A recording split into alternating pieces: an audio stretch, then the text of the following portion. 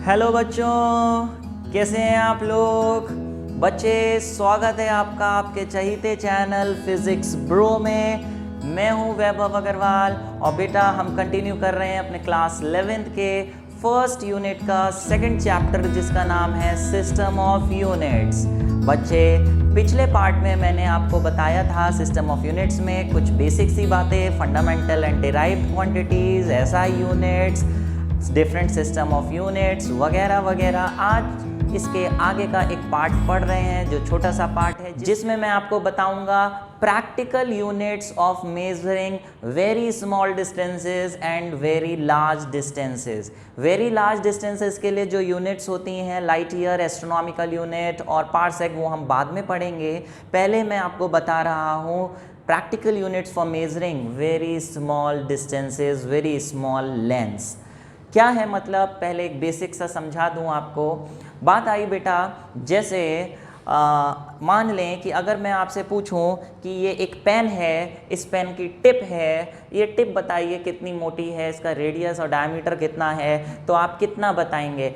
आपके जो पेन होता है बॉल पॉइंट पेन, उसकी निप की टिप की लेंथ, टिप की डायमीटर पूछूं तो आप बताएंगे सर 0.5 mm, 0.3 mm, 1 mm। ऐसे ही अगर मैं आपसे पूछूं कि बेटा बताइए ये पेन की लेंथ कितनी है, तो आप बताएंगे सर 5 सेंटीमीटर, 6 सेंटीमीटर, 10 सेंटीमीटर।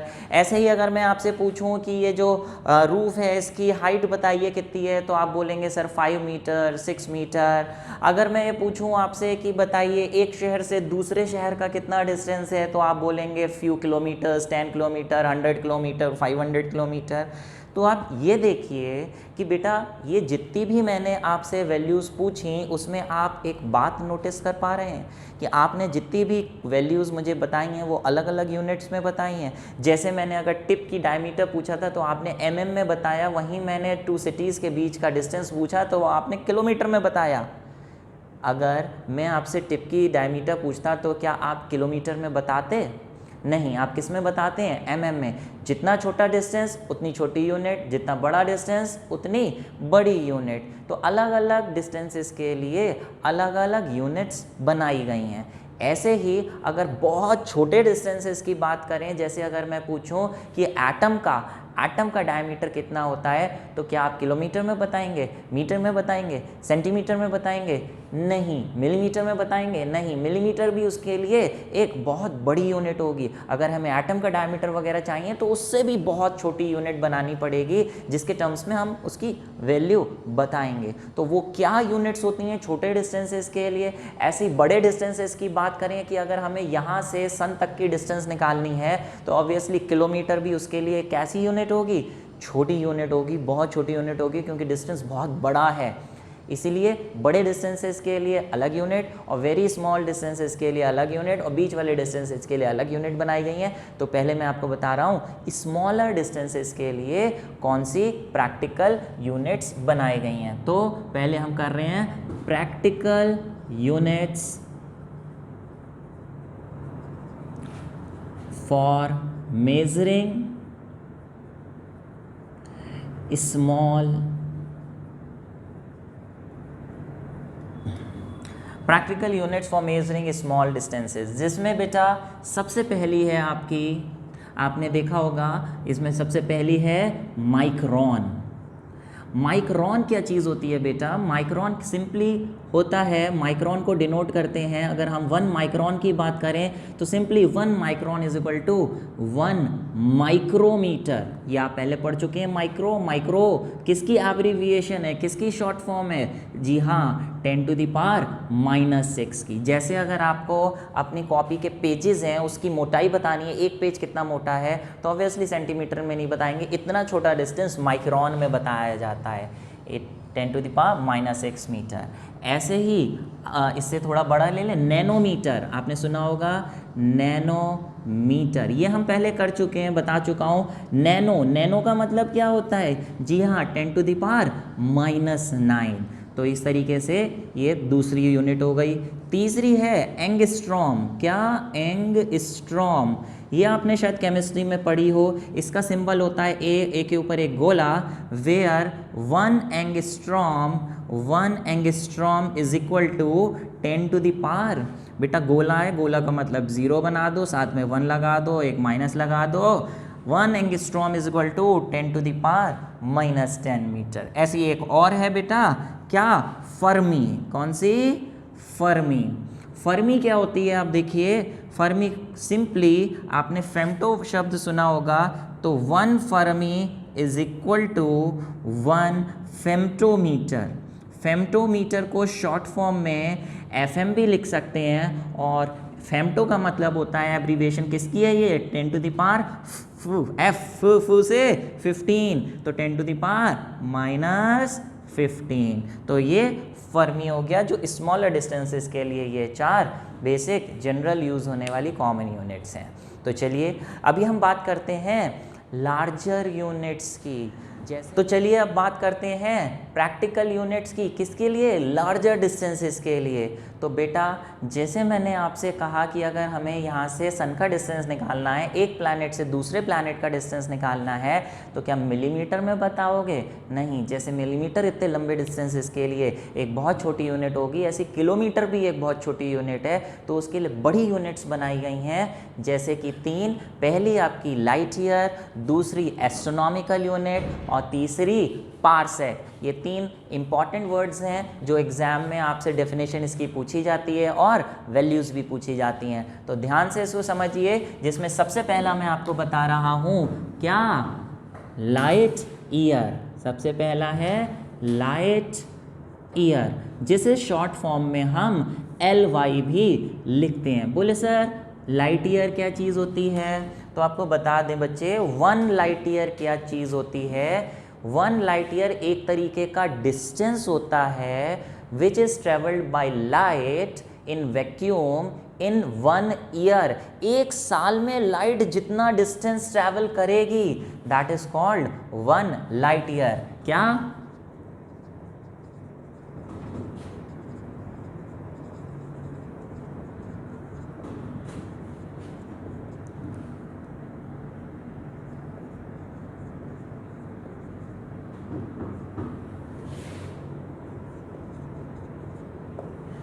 ठीक है बच्चे, तो ये इसकी डेफिनेशन हुई। अब आप सोचिए एक साल में लाइट कितना डिस्टेंस ट्रैवल कर सकती है, उसके लिए सिंपल सा फॉर्मूला हम लगाएंगे। आपको मालूम है speed is equal to distance upon time होता है, डिस्टेंस अपॉन टाइम, क्योंकि हमें डिस्टेंस निकालना है तो डिस्टेंस का फॉर्मूला होगा स्पीड इनटू टाइम। आपको मालूम है स्पीड लाइट की क्या होती है बच्चे, लाइट की स्पीड होती है 3 × 10 टू द पावर 8 मीटर पर second in vacuum.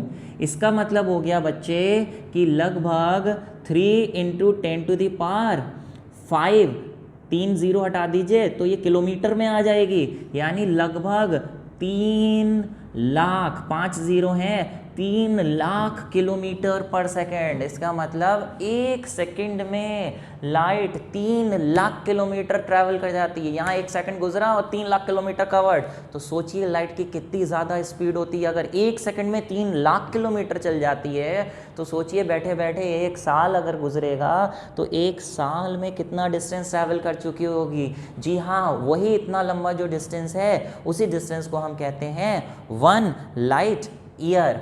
1 light year की वैल्यू निकालने के लिए आप लाइट की स्पीड डाल दीजिए जो होती है 3 × 10 टू द पावर 8 मीटर पर सेकेंड, और टाइम डाल दीजिए, टाइम कितना, 1 ईयर। लेकिन बेटा अगर हमने स्पीड की SI यूनिट सेकंड में ली है, मीटर सेकंड में, तो टाइम भी सेकंड में लेंगे, तो इसको आप ईयर में ईयर्स को सेकंड में कन्वर्ट कर दीजिए।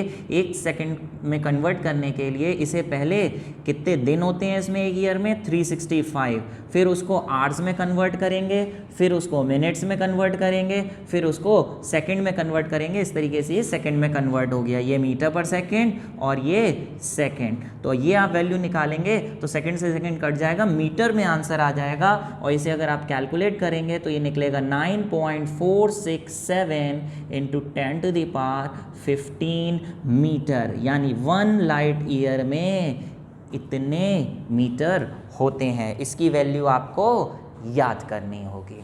तो समझिए कितना बड़ा डिस्टेंस है इसमें, 10 टू द पावर 15 आ रहा है। तो बच्चे अगली बिगर यूनिट की तरफ हम लोग चलते हैं, जो कि कौन सी है, 1 लाइट ईयर। 1 लाइट ईयर क्या है, पहले उसकी डेफिनेशन बता दूं। अरे लाइट ईयर थोड़ी है। तो बच्चे अगली बिगर यूनिट की तरफ हम लोग चलते हैं, जो क्या है, एस्ट्रोनॉमिकल यूनिट। एस्ट्रोनॉमिकल यूनिट क्या चीज़ होती है, 1 एस्ट्रोनॉमिकल यूनिट कितना बड़ा डिस्टेंस होता है, पहले मैं आपको ये समझा दूं। तो बेटा 1 astronomical unit is the average distance of earth from sun. इसका मतलब ये है कि जो भी अर्थ और सन के बीच का जो भी डिस्टेंस है, उस डिस्टेंस को कह दिया गया है क्या, 1 एस्ट्रोनॉमिकल यूनिट। तो बच्चे अगली बड़ी प्रैक्टिकल यूनिट की तरफ हम लोग चलते हैं, जो कि है कौन सी, एस्ट्रोनॉमिकल यूनिट। बच्चे पहले एस्ट्रोनॉमिकल यूनिट की डेफिनेशन क्या है वो समझ लें, फिर उसका मतलब समझाऊंगा मैं आपको।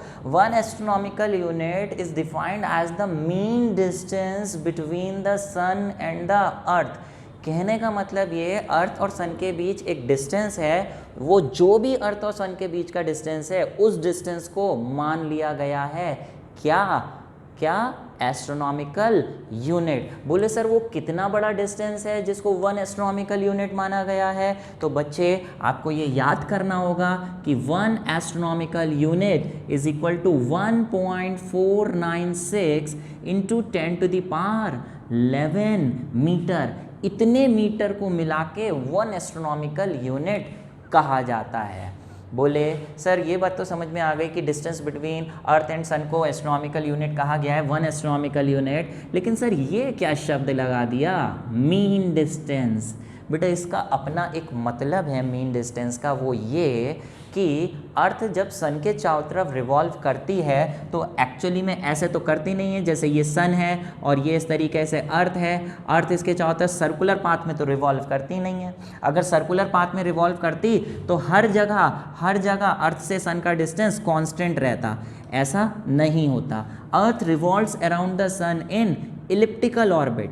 इलिप्टिकल ऑर्बिट में रिवॉल्व करती है सन, जिसकी वजह से अर्थ से सन का जो डिस्टेंस है, यहाँ होगी तो इतना होगा, अर्थ यहाँ आ जाएगी तो इतना डिस्टेंस होगा, यहाँ आ जाएगी तो इतना होगा, यहाँ आ जाएगी तो और बढ़ जाएगा। तो हर जगह अर्थ से सन का डिस्टेंस चेंज होता जाता है। वो जो इतने सारे अलग अलग डिस्टेंसेस हैं, उन सारे डिस्टेंसेस का किसी तरीके से एवरेज निकाला गया। वो जो एवरेज सब निकल के आया, उन सब का उस वैल्यू को हम कहते हैं 1 एस्ट्रोनॉमिकल यूनिट। इस वजह से यहाँ पे शब्द यूज करा गया है क्या मीन डिस्टेंस। ठीक है, तो बच्चे अगली बिगर प्रैक्टिकल यूनिट ऑफ डिस्टेंस की तरफ बढ़ें, जो कि कौन सी है, यस पारसेक। पारसेक की फुल फॉर्म क्या है, पैरालैक्टिक सेकेंड। 1 पैरालैक्टिक सेकेंड कितना बड़ा डिस्टेंस होता है। उससे पहले एक बात तो ये बता दूं कि जो biggest unit of distance use करी जाती है एस्ट्रोनॉमी में, वो है पारसेक। पारसेक ही सबसे बड़ी यूनिट है।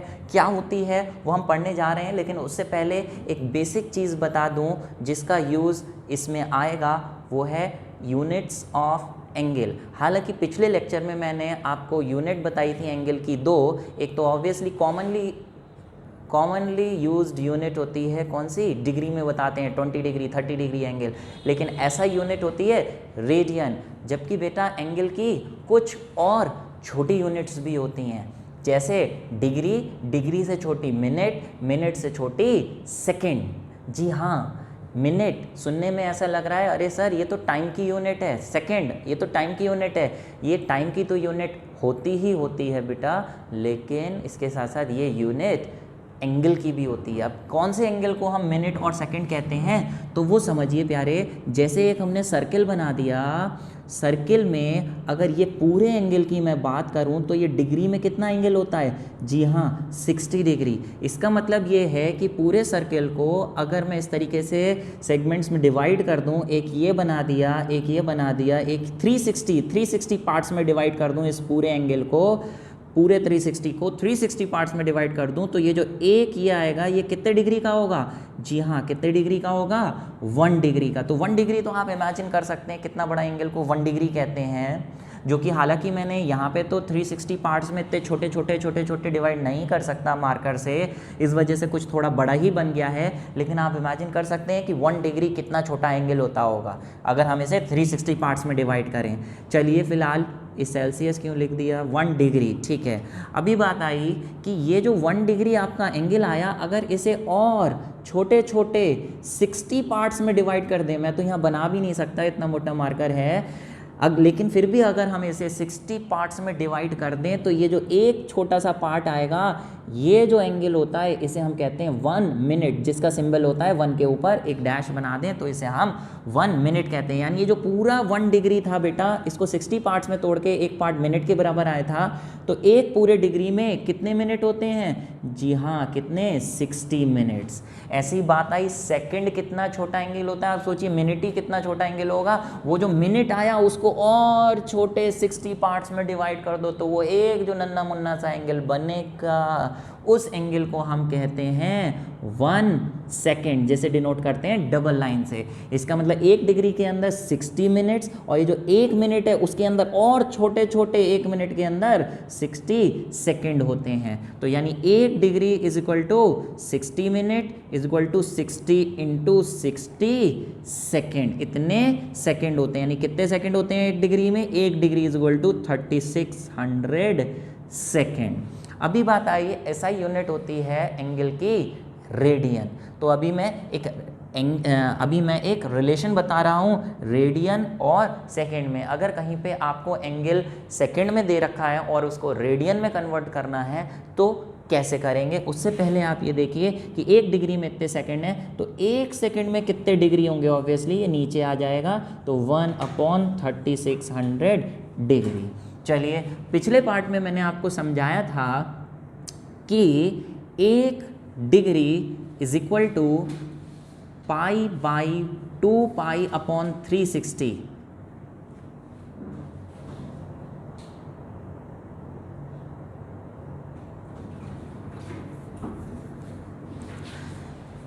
पिछले पार्ट में मैंने आपको समझाया था कि बच्चे 360 degree is equal to 2 pi radian होते हैं। तो ये 1 डिग्री में कितने रेडियन होंगे? 2 π/360। इसका मतलब कितना हो गया इज इक्वल टू π/180 रेडियन होते हैं 1 डिग्री में। तो बेटा अगर हमें 1 सेकंड में बताना है कितने रेडियन है, तो यहाँ देखिए 1 सेकंड का मतलब होता है 1/3600 डिग्री। 1 सेकंड में इतने डिग्री, और अगर 1 डिग्री में इतने रेडियन तो इतने डिग्री में कितने रेडियन होंगे? सिंपल सा यूनिटरी मेथड है, फिर से बता रहा हूँ। 1 डिग्री में इतने रेडियन तो इतने डिग्री में कितने रेडियन होंगे? उसके लिए आप सिंपली इसे मल्टीप्लाई कर देंगे। इससे आपको पता चल जाएगा कि 1 सेकंड में कितने रेडियन होते हैं। इसका यूज़ अभी पार्सेक में आने वाला है, इसलिए इसको याद कर लीजिए। तो प्यारे बच्चे, मैं आपको बता रहा था कि 1 पैरालैक्टिक सेकेंड यानी 1 पार्सेक क्या चीज़ होती है। तो डेफिनेशन पे आ जाइए। बोले कि it is the distance eight which an arc of length 1 astronomical unit subtends an angle of 1 second of arc. अभी इसका मतलब समझ में नहीं आया, अभी समझिए मतलब क्या है। इसका मतलब ये है, जैसे हम एक इस तरीके से सर्किल बना लें, सर्किल में हमने इस तरीके से एक आर्क बनाई।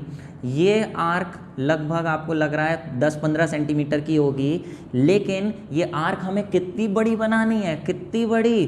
1 एस्ट्रोनॉमिकल यूनिट लंबी अगर ये आर्क हम एज्यूम करें कि ये आर्क है, तो ये आर्क सेंटर पे 1 सेकेंड का एंगल सबटेंड करे, उसके लिए ये रेडियस कितना हो, वही जो रेडियस निकल के आता है इसी को हम कहते हैं 1 पार्सेक। तभी डेफिनेशन में कहा गया है कि ये वो डिस्टेंस है, वो डिस्टेंस का मतलब वो रेडियस है जिस डिस्टेंस पे एक एस्ट्रोनॉमिकल यूनिट बड़ी आर्क कितना एंगल सबटेंड करे?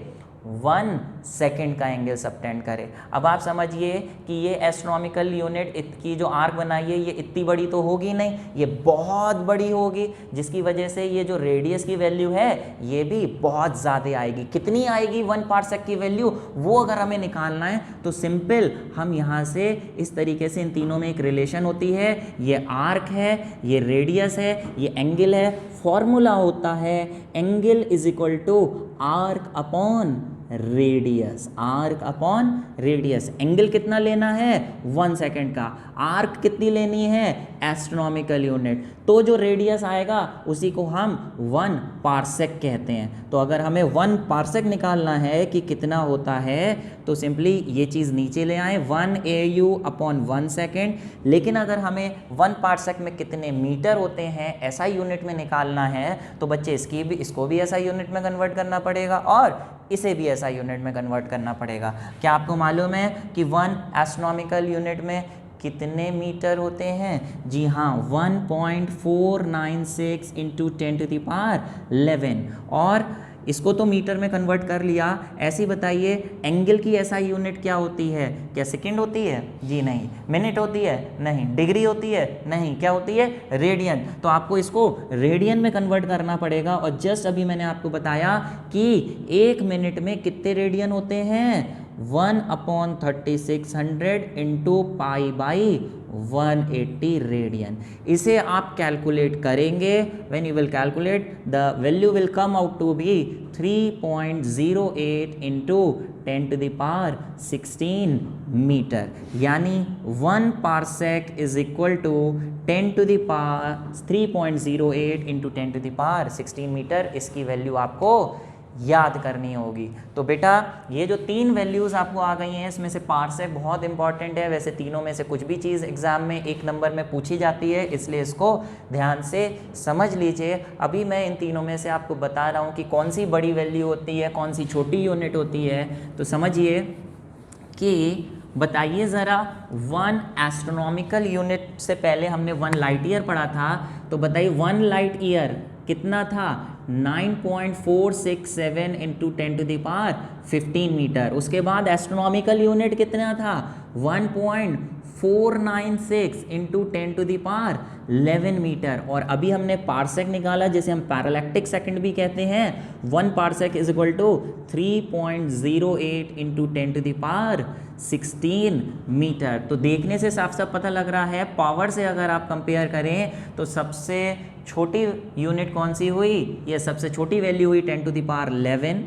उससे बड़ी अगर हम देखें तो 10⁻15 है, सॉरी इससे बड़ी 1 लाइट ईयर है और सबसे बड़ी यूनिट पार्सेक है। तो ये इन तीनों का ऑर्डर है। ऐसे कभी एक नंबर में पूछ लेते हैं कि भैया पार्सेक और लाइट ईयर में रिलेशन बताइए कि कितने पार्सेक इज इक्वल टू कितने लाइट ईयर। तो सिंपल सा आप क्या करें, ऊपर बड़ी वैल्यू लिखें पार्सेक, नीचे छोटी वैल्यू लिखें लाइट ईयर और दोनों को डिवाइड कर दें। डिवाइड करेंगे तो पार्सेक में कितना है? 3.08 इंटू 10⁻16 और लाइट ईयर में 9.46 इंटू 467 इंटू 10⁻15। बच्चे जब इन दोनों को डिवाइड करेंगे it will come out to be 3.26। इसका मतलब 1 parsec upon 1 light year is equal to this, या फिर लाइट ईयर उधर ले जाएं तो 1 parsec is equal to 3.26 light year. ये इसमें रिलेशन होती है, ठीक है। तो ये तीनों हैं। इसके बाद एक छोटा सा टॉपिक और है।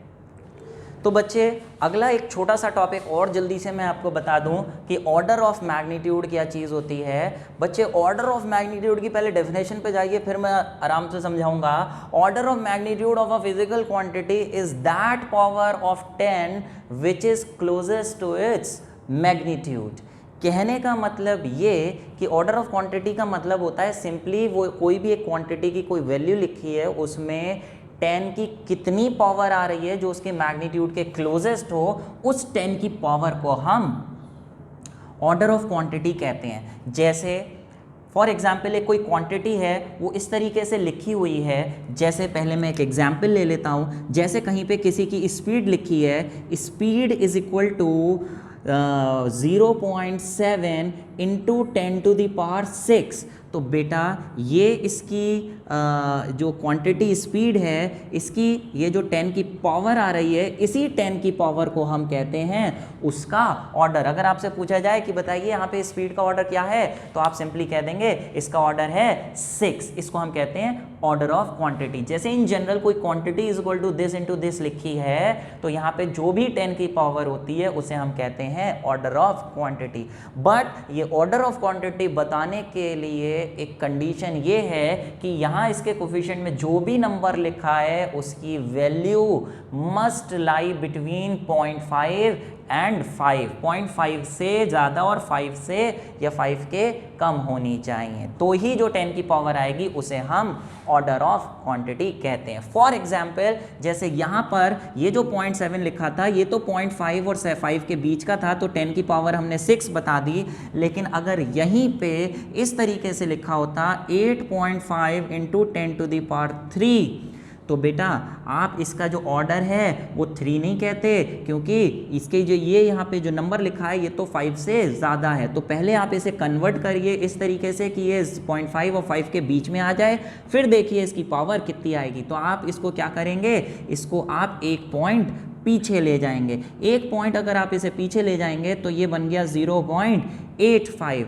अगर पॉइंट पीछे गया है तो पावर आगे जाएगी, पावर आगे गई तो यहाँ पे ये 4 आ गया, यही इसका ऑर्डर हो गया। बात समझ पा रहे हैं? ऐसे ही मान लें कि यहाँ पे इस तरीके से होता है ये 4.5 इंटू 10⁶। तो बेटा ये 4.5 देखें, ये तो 0.5 और 5 के बीच में ही है, तो सिंपली इसका ऑर्डर हो गया 6। कुछ 2-4 एग्जाम्पल्स मैं आपको और बता रहा हूँ कि अगर ऐसे नंबर लिख के आ जाएं तो उसका ऑर्डर कितना होगा। जैसे कि कोई आपका नंबर आ गया, जैसे कि 8 लिखा हुआ आ गया, ठीक है। अभी इसका ऑर्डर क्या होगा, उसके लिए आप इसे ऐसे लिख सकते हैं 8 इंटू 8.0 इंटू 10⁻0, ठीक है। 10⁻, यहाँ पे 0 है, अगर 8 लिखा है इसके आगे कुछ नहीं है, यानी क्या है 10⁻0। तो क्या इसका ऑर्डर 0 हो जाएगा? जी नहीं। क्यों? क्योंकि इसका ये जो नंबर है ये 5 से ज़्यादा है। इसे 5 से कम करने के लिए 1 पॉइंट पीछे लाएंगे, तो ये बन गया 0.8। पॉइंट पीछे गया तो पावर आगे जाएगी, ये हो गया 10⁻1 और यही इसका ऑर्डर हो गया। ऐसे ही बच्चे कहीं पे लिखा है 699, तो इसका अगर आपको ऑर्डर बताना है तो कैसे बताएंगे भाई? 699 का मतलब है इंटू 10⁻0। 10⁻0 का होता है 1, इसलिए 10⁻0 लिख दिया। लेकिन आप ये देखिए ये क्वांटिटी तो 5 से ज़्यादा है, तो 5 से कम करने के लिए आप इसे 3 पॉइंट पीछे लाएंगे, यहाँ पॉइंट लाएंगे 0.699 लिखेंगे प्यारे। 0.699 लिखने पर ये 3 पॉइंट पीछे गया तो पावर 3 पॉइंट आगे जाएगी, तो इसका ऑर्डर हो गया 3। ऐसे ही प्यारे अगर मान लें यहाँ पे 699 की जगह लिखा होता 499, ठीक है, तो आप इसे लिखते 499 इंटू 10⁻0, क्योंकि 10⁻0 होता है 1। लेकिन अगर आप इसके 3 पॉइंट पीछे ले जाते 0.499, तो पावर 3 आगे जाती, तो क्या इसका ऑर्डर 3 हो जाता? जी नहीं। क्यों? क्योंकि इसका यहाँ जो नंबर लिखा है आपको बताया 0.5 से बड़ा होना चाहिए, ये तो 0.5 से छोटा है। ये नंबर होना चाहिए 0.5 से बड़ा और 5 से छोटा। तो आप इसे क्या करिए, पॉइंट यहाँ नहीं, पॉइंट आगे लगाएंगे, 4.99 करेंगे, पॉइंट आगे गया तो पावर पीछे गई, 10⁻2 हो गया, तो इसका ऑर्डर हो गया 2 ना कि 3। तो एक लास्ट और, अगर मैं आपकी हाइट पूछूं कितनी आपकी हाइट का ऑर्डर कितना है, तो मीटर में बताइए आपकी हाइट कितनी होती है। मीटर में आपकी हाइट होती है जैसे 1.2 मीटर, 1.3 मीटर, 1.5 मीटर। तो सिंपली अगर आपने इस तरीके से 1.5 मीटर लिखा है, तो ऑब्वियसली ये जो नंबर है 1.5 इंटू 10⁻0 लिखेंगे, इसे 10⁻01 होता है। तो बताइए क्या इसका ऑर्डर 0 हो गया? जी हाँ, इसका ऑर्डर 0 हो गया। क्यों? क्योंकि इसका यहाँ जो नंबर लिखा है ये 0.5 और 5 के बीच का है, इसलिए सिंपली इसमें जो 10 की पावर आ रही है 0, यही इसका ऑर्डर हुआ। तो अगर आपसे पूछा जाए what is the order of magnitude of height of a human being, तो आप कहेंगे 0। तो बच्चे उम्मीद है ये सारी चीज़ें समझ में आई होंगी। बच्चे जो भी बच्चे ये सेशन अटेंड कर रहे हैं वो जल्दी से अपनी प्रेजेंट मार्क कर दें bye typing their name in the comment box. Okay, और अच्छा लगा है तो जल्दी से एक थंब प्रेस भी कर ही दीजिए लगे हाथों। फिलहाल बच्चे आज के लिए इतना है, इसके आगे हम अगले लेक्चर में बढ़ेंगे। आज के लिए thank you very much and all the best for your exams.